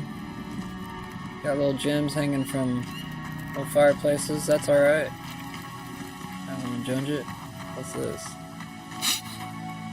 Health regeneration. And I can eat it. Hell yeah. Can I make potions with that? Surely there's a way to clear those brambles. Ah, up there. Margarine's Fury. That'll do it. Burn right through the brush. If we can get it down, that is. Is someone there? Over here! Help! I'm locked in! Oh, about time. Oh, gods! What's... Stay back. I'm not catching whatever's on your head. Easy. She's a godlike. You mean a god gave you that face? Touched your soul and everything? That's right. Never seen one of your kind before. I always heard folks say you were blessed. Looks more like a curse to me. Oh, you think you're having a time of it? At least you're not in a Shouldn't have said cell. that first one. I just picked the first That's one the because I didn't want to deal Imperial with it. envoy you're talking to. Show some respect. The Imperial? Shite, I should have known you were a Deerans too. Funny you survived while all your friends here went belly up. Adir's had their boot on Paradise since their first soldiers came. Because the place is pure chaos. Did you not think we liked it that way? I have to smuggle just to get anything past your damn checkpoints.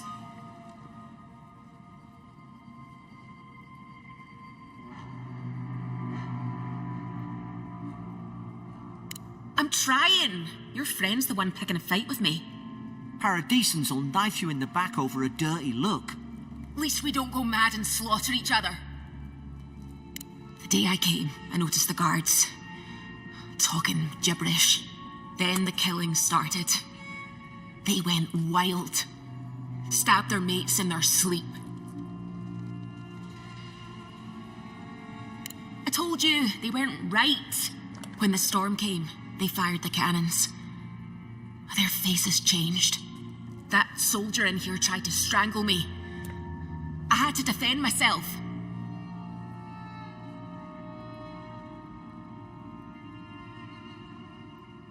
I don't have enough intellect. He still did it. I've got a bad feeling about this. It doesn't make sense. What if she murdered that soldier and she's just trying to cover it up?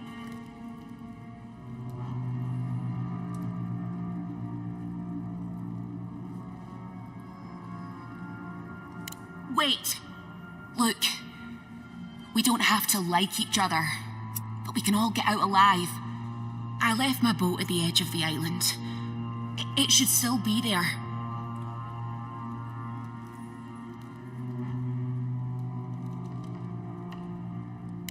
Envoy, I've tangled with Paradisant smugglers before. She'd say just about anything to get out of that cell. Her story's full of holes. What if the boat's not there? What if she turns on us? For fuck's sake, be reasonable. Don't listen to him.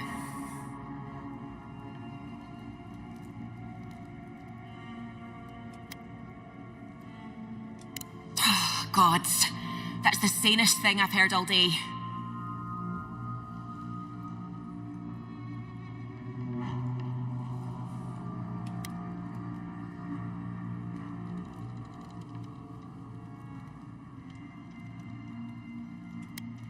Should I be mean? It's in the warden's room. They blocked it off when things went south. I'm gonna help her. You can find a way in, though. You seem smart. If we live to regret this... There's just gonna be some monsters or something in there, no big deal. Save successful, that's good.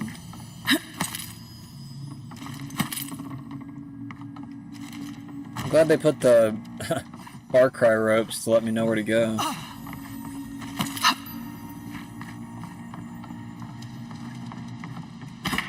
Commando.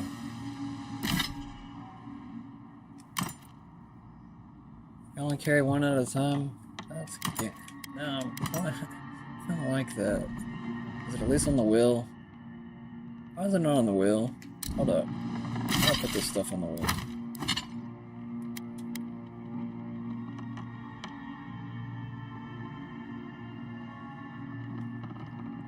Why can't I put it on the wheel? That's stupid. What's the wheel even for if I can't use it? I don't understand.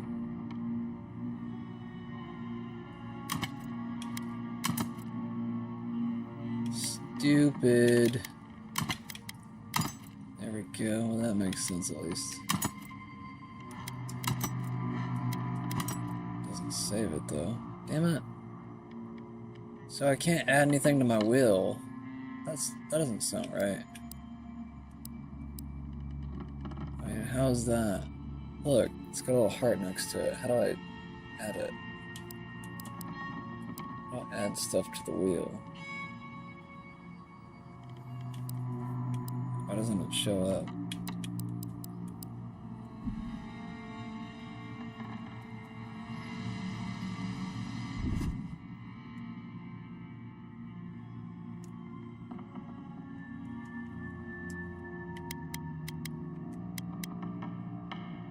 I don't understand how to add stuff to this wheel. Either way. There's an idea. We could shoot the Fury. Nice one.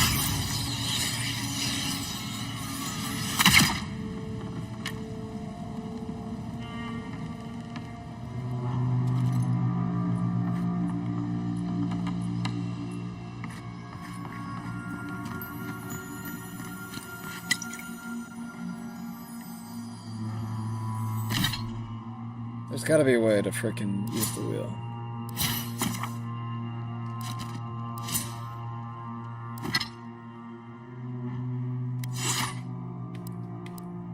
Yay, Assassin. Why did I name him Assassin? I already play enough Assassin's Creed games. Everybody's gonna think I'm an assassin. I'm not an assassin. I'm a pretty nice guy. You're back. Things are far And you don't worse than piss I me off. feared. Mace's betrayal surprised us all, but we have larger problems. Jack is trying to activate the ancient focus sites across Albion. You must stop him at all costs. I will explain more over your guild seal. Now, step through the Cullis gate.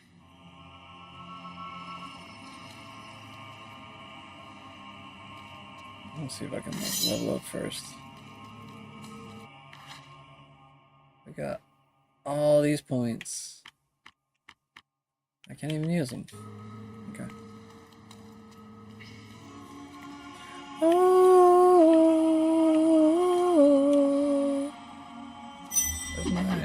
that's not what I want. What did I just do? I don't even know what I just did. I want food. Where's food at? Fish, red meat. Hell yeah. Increases testosterone. Eat me a pie. Increases spirituality. I don't know.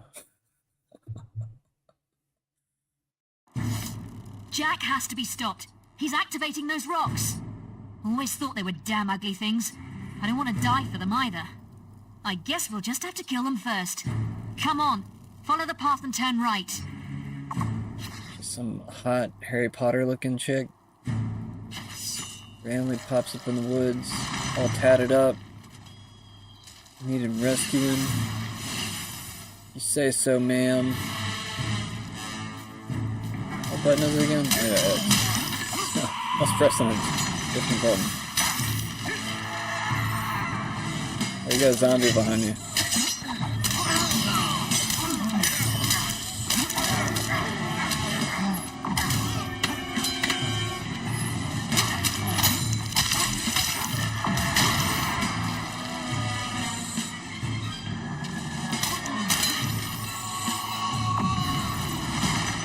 Hey, she's fighting with me. I like this chick. Can you be my new girlfriend? Who is that chick anyways? I don't remember her. I want me a chick like her, man. One that will fight by my side, damn it! Damn it, Bobby! Damn it! You got my back and everything, look at that. I love it. I love it, you're my new favorite. What's your name? Seriously. I seriously have no idea who you are. I don't even remember the last time that I played with you. You better not die. You better not be a meaningless character. You better be important to me.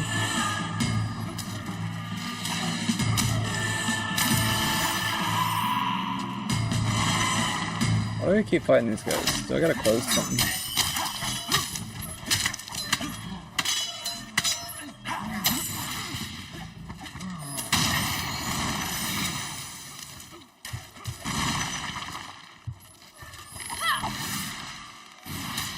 Oops. Sorry, babe. I didn't mean to stick you. It's not like that.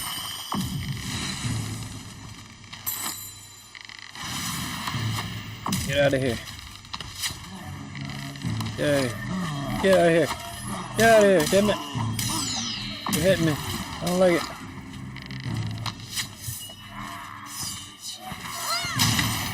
That's how you do it. Okay. That's the block button, not the back button.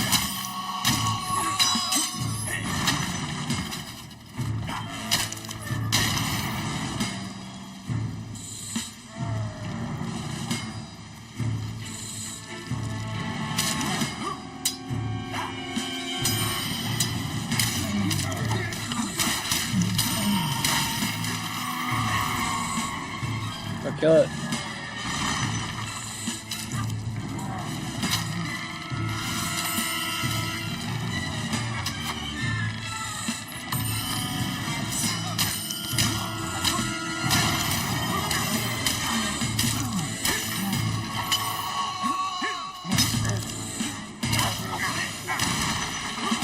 Hey, we got... He looks like he's in Assassin's Creed. I forgot what the apprentices look like.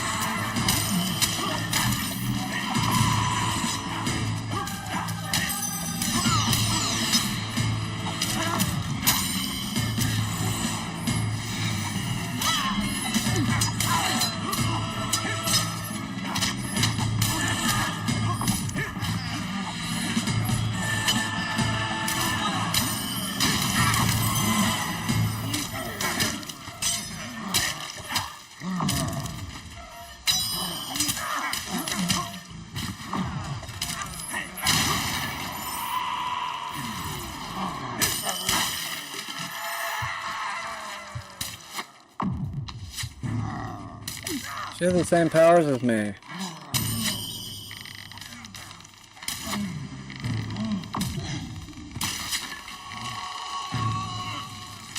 Quit stepping in front of me. I'm not trying to kill you. took my kill. But I'm okay with it. Because it was you. Why do they keep spawning? Hold up, am I not doing something I'm supposed to be doing? Hold up. No, it's this way. Yeah, bro. Shit. Hitting me. Alright, I'm just gonna run past these guys.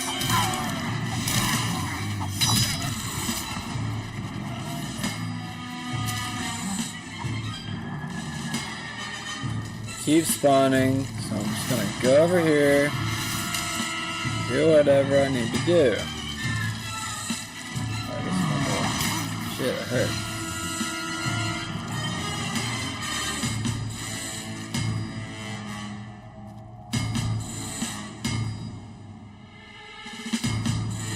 Effing Jack. Maze could have told you. He wouldn't have seen the end of the day anyway. He had outlived his usefulness. You're too late here. This site is active. But don't worry. I haven't finished with you yet. Looks like he's done whatever he was doing, but the portal is still open. Follow him through. I'll stay here and teach these animals who Briar Rose is. That's why I never see her again. No. Jack is at the Greatwood Lake focus site. Damn it.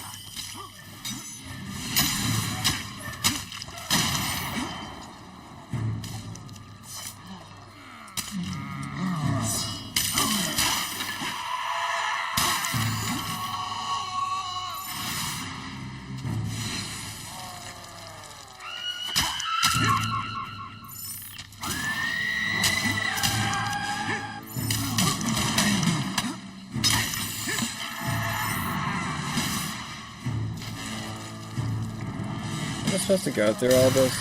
Probably not supposed to. Probably don't even have to fight these guys. They just extra XP.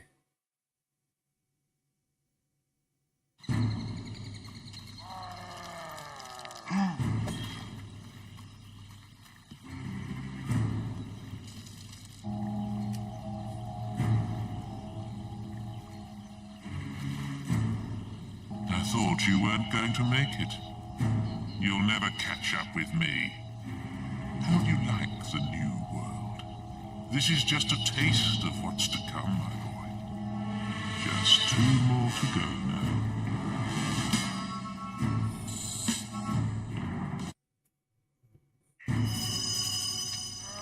Jack is at the Hob Cave focus site.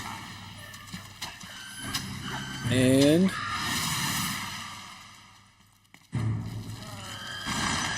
well, everything's gonna be my problem.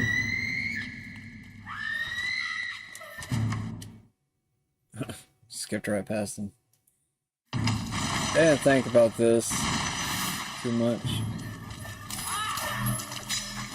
This part, I guess they kind of did. Shit. Oh, I thought you were like one of my guys.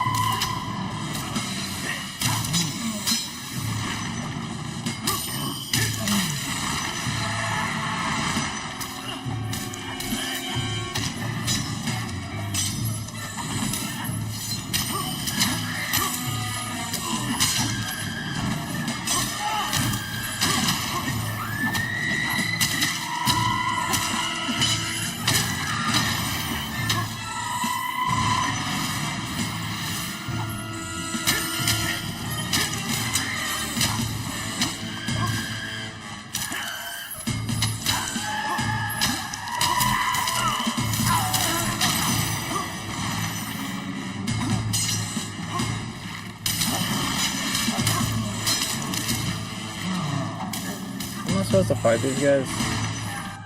Oh. For some reason I thought I needed a key. You. This.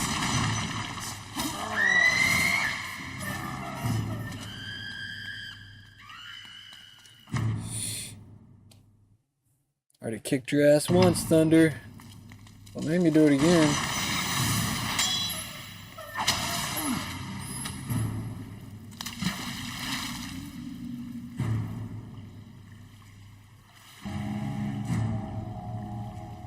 Only one left. You aren't making this much of a challenge. And now your flesh and blood is waiting for me. Damn it. We're too late. He must be at Headsman's Head. That's where everyone else was heading. You better go after him. I'm exhausted. I need to find somewhere to rest.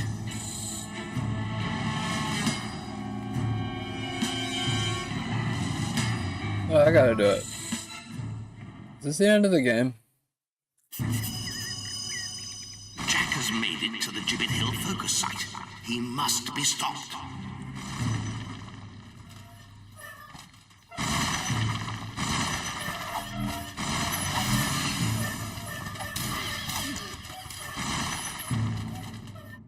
I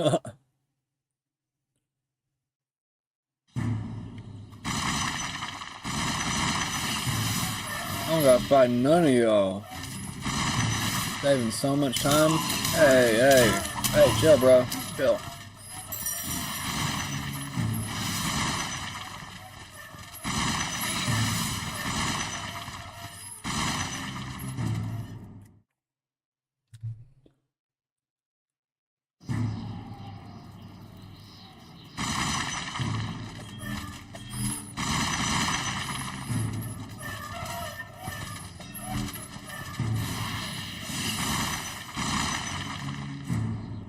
Made it.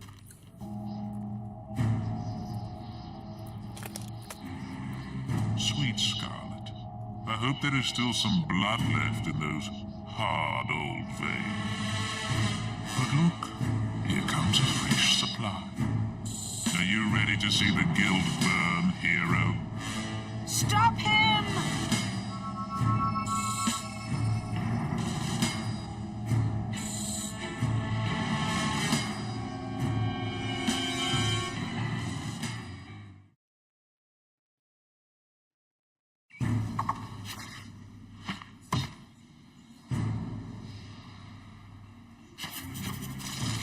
Jack's done it. He's activated them all. You must get to the Chamber of Fate in the Guild. You've received a new quest card. There's nothing we could do. He has power like none I've ever seen. And he has your mother and sister too. If either of them dies, that'll help us all. Stop him, lad. For all our sakes, stop him.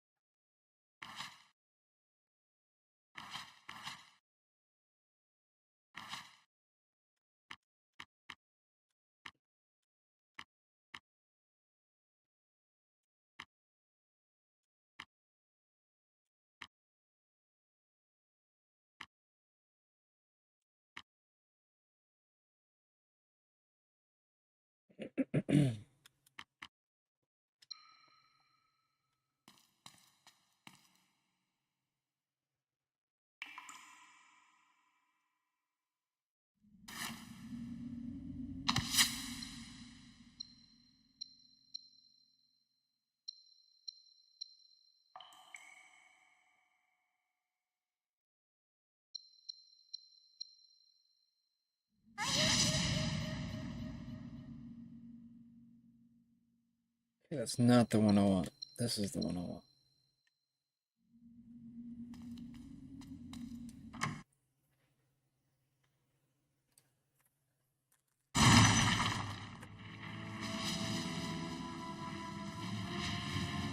What a touch.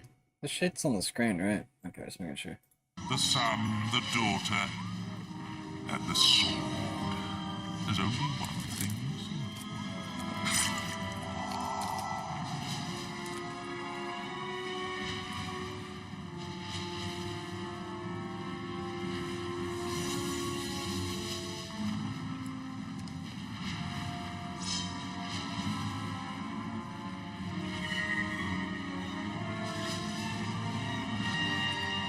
It's your blood next. Then I will make this world burn.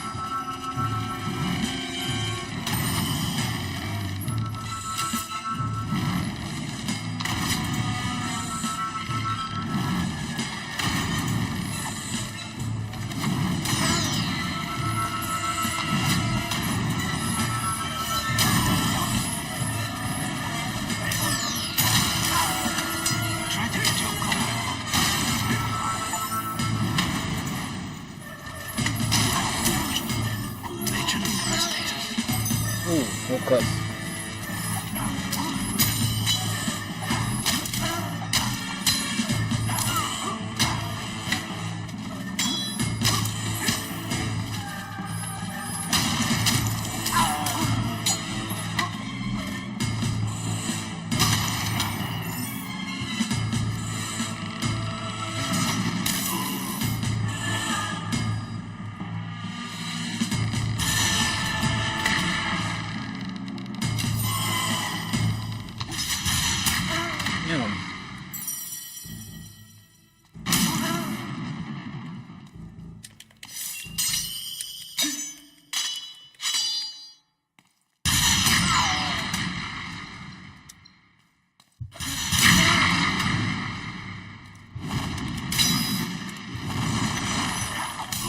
Damn.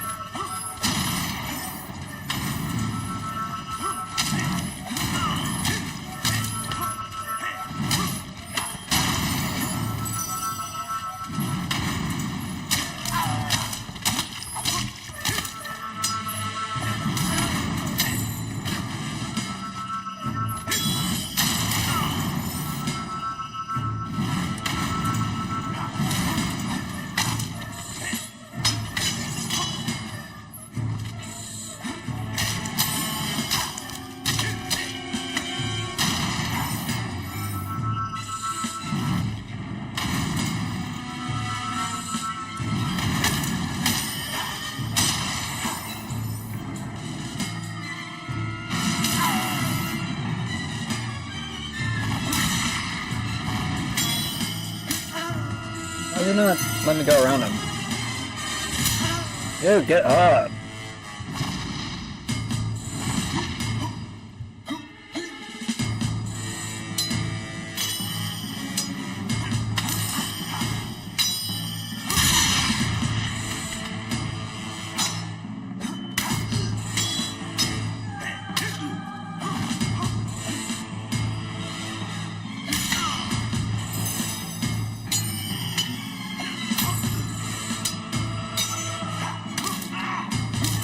Is there the only way I can damage him?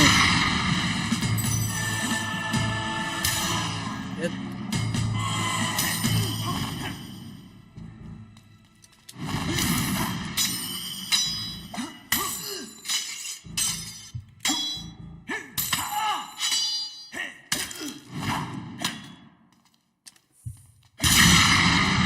Bitch.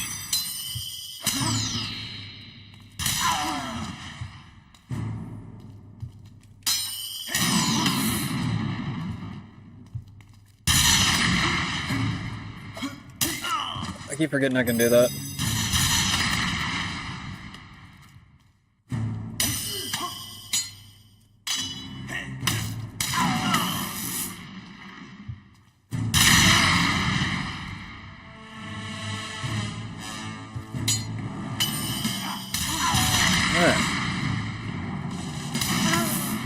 If he could not frickin' move as fast as I frickin' can swing in the air.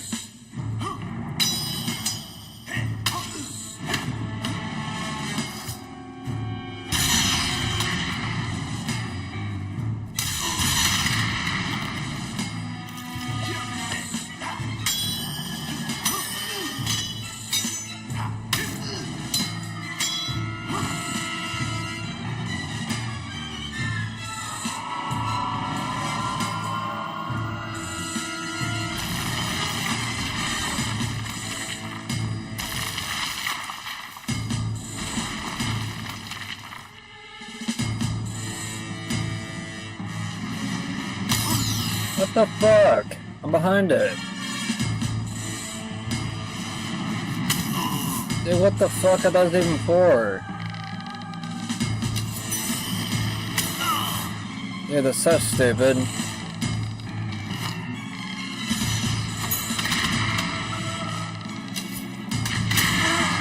Oh my god.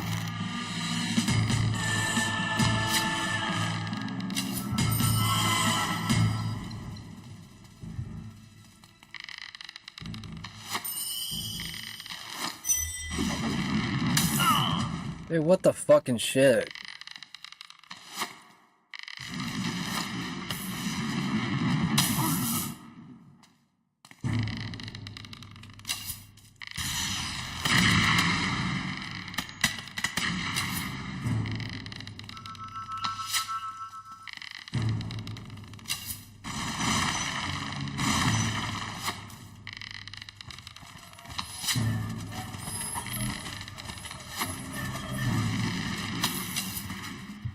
Did I get him?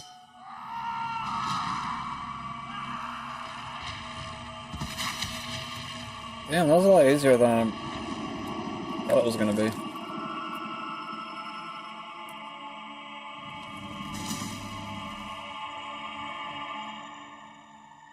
Well, I didn't expect to beat Fable tonight.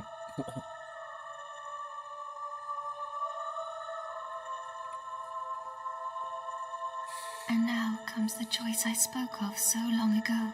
Strike me down now with the sword of Aeons, and you will become as powerful as Jack dreamt of being.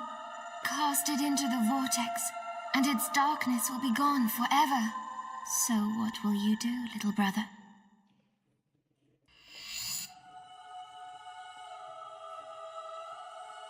Well, I did pick the evil path.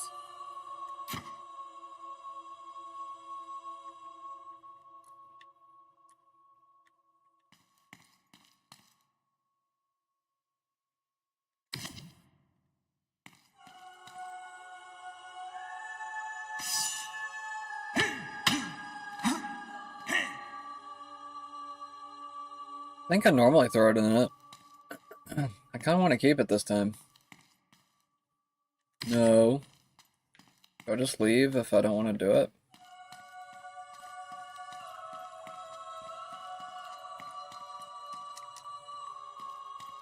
Do I have to do it? Is that what you're telling me? I have to? No, I don't want to. That's literally the only option, though. I can't leave.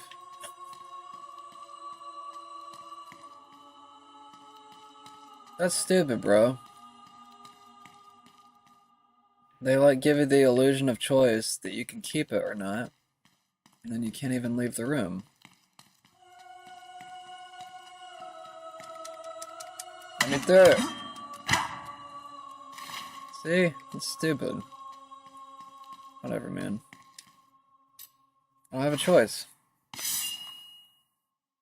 It asks me, but I don't have a choice.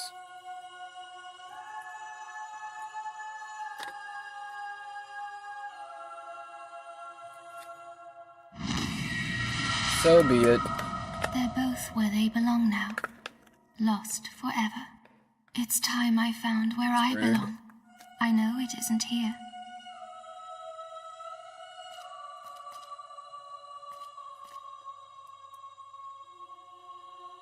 Bye, sis.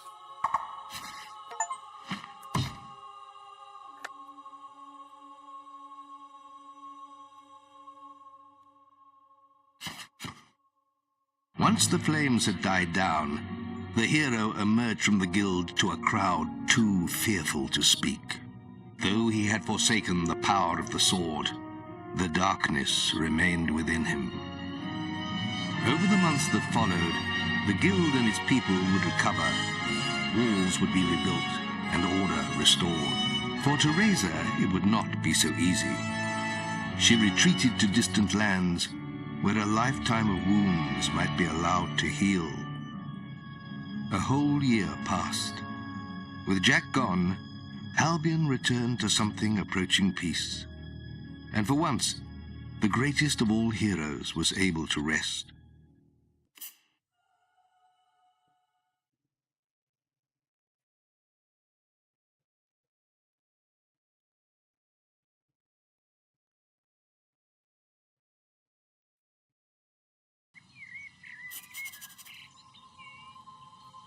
One year later, I'm still bald. Hero, I'm sorry to disturb you. I made my mom's boobs really big. One of our oldest. Bigger than reality. Wait, what happened to my horns? For the Northern Wastes What the hell? but now I'm old now. perhaps it would be best if you came to the boasting platform outside. What happened to my the guild horns? and saw for yourself. Bro, I'm just a bald guy now? I need a haircut Check then. the guild for more quests. Rebuilt from the You've terrible received a bandit new raid. quest card.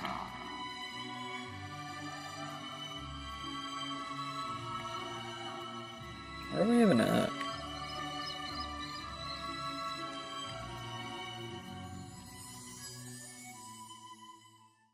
Don't I have a wife or two in this town? I'm not even joking. I think the evil path I had like a wife or two in each town. Beside you. Good day, hero. If you need someone to fight evil by yourself. No, go away. Very well.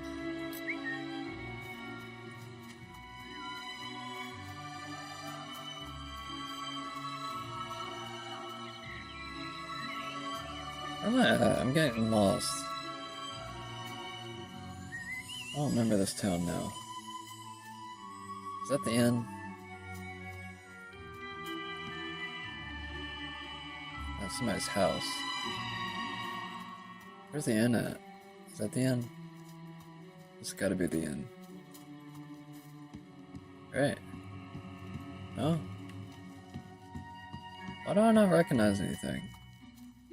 Where am I at?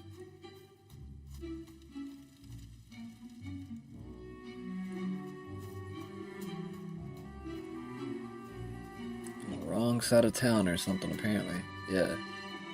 That's what's wrong. I can see all the little hearts on the map, that's funny. All the ladies that are in love with me. I've got my eye on you. Oh, stop thinking Holy shit. They're all in love with me. What's up, babes? I'd like a beer, please. Oh, with an umbrella in it. Got the old ladies after me. Is it hot here? It is hot in here, ain't it?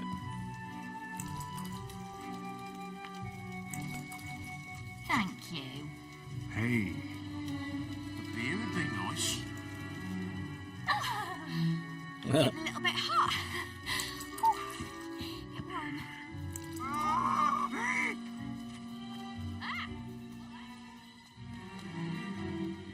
So wait, do I own this house? No, I don't want to sell it.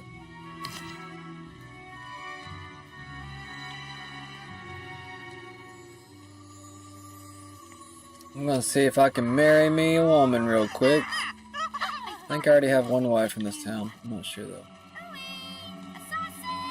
What's up, babe? Trying to figure out which one I want. Got so many options.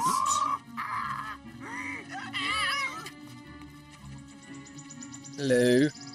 Hello, lovely. Wedding ring for my finger, eh? You're right. There you go. That was easy. Us a house to live in. I think I already have a house, don't I? You could buy a house, you know. Didn't... Is this not my house right over here? Or do I gotta buy it first? It says sell. I wanna buy it. The hell? I don't understand. So this is my house. Do I have a wife somewhere? This is my house too? Yes. I want to live in it. No. No. Okay.